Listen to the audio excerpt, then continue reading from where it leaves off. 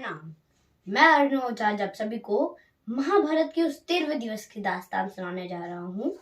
वो 13वां दिन जिस दिन अनीति अपने चरम पर थी। तो ये रही, जब कुरुक्षेत्र की समर भूमि में सरसैया पर भीष्म हुए, तब कुरुकर्ण के नैनों में क्रोधाग्नि लगी और ग्रीष्म हुए। गुरुदेव बनेंगे सेनापति, यह चाल चली थी शकुनी ने, जिसमें फंसकर सब जूझ रहे वह जाल बुना था शकुनी ने।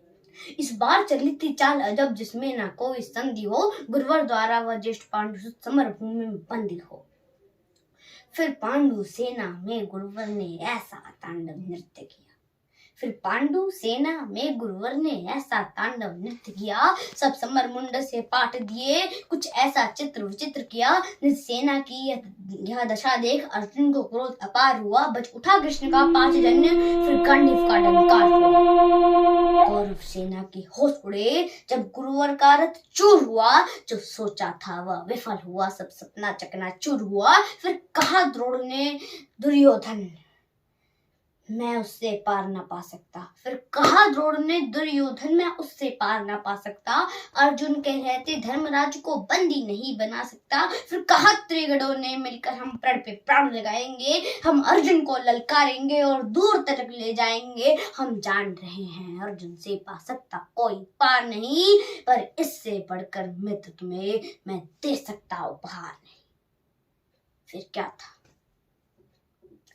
था ऐसी नीत बनी जिसको सबने मंजूर किया।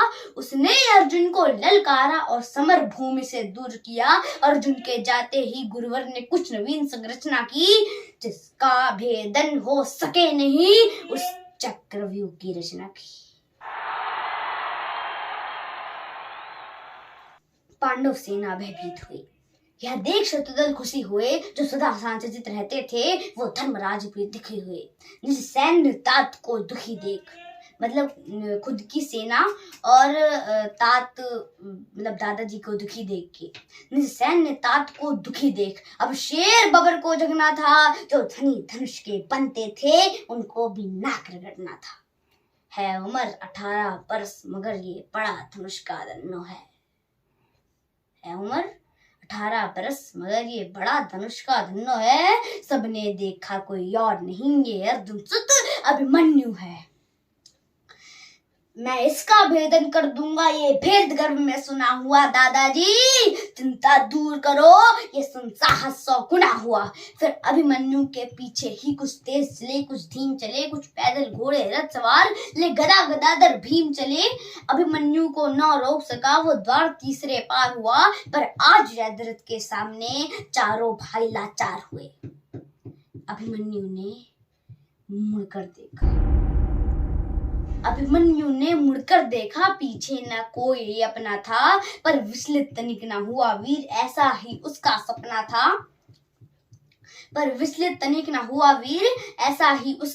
था। कोई एक भिड़ा, कोई दो संग, कोई ले झुंडों के झुंड भिड़ा। लाशों से पटने लगी धरा, जब मुंड पर मुंड गिरा। दुर्योधन दुशासन विकर्ण कृतवर्मा अश्वत्थामा को, द्रोण कर्ण को हरा दिया।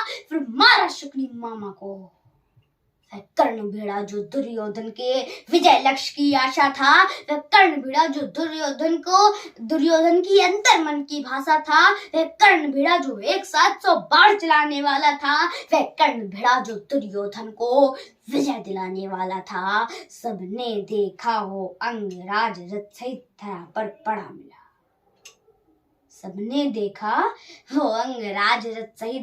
पर पड़ा मिला। कुछ चेत हुआ तो भाग गया, वो दूर सभी को खड़ा मिला।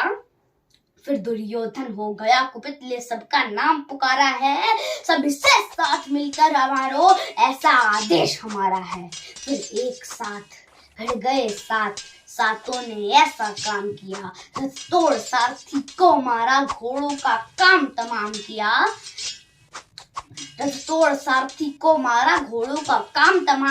तलवार तीर जब टूट गए तो रथ के चक्के उठा लिए। अभिमन्यु ने उस रथ के टूटे चक्के से कितनों के छक्के छुड़ा दिए। यह देख अधम गुस्साशन ने फिर सर पर गदा प्रहार किया।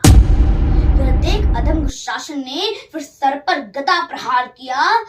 गिर गया धरती पर वीर तभी, पीछे से उसने वार किया। सब नियम युद्ध के भूल गए और ऐसा अत्याचार किया, फिर बारी बारी से सबने उसके सीने पर वार किया। ये सब माया पथ की लीला है। मैं कृष्ण लिखूं, घनश्याम लिखूं, कितनों को धूल जटाया है, कितने गुरुओं को नाम लिखूं। शब्दों में सहज सुशीलापन, अब कविता को विश्राम लिखूं। मैं उस बालक अभिमन्यु को अब अंतिम बार प्रणाम लिखूं। जय हिंद। Thank you.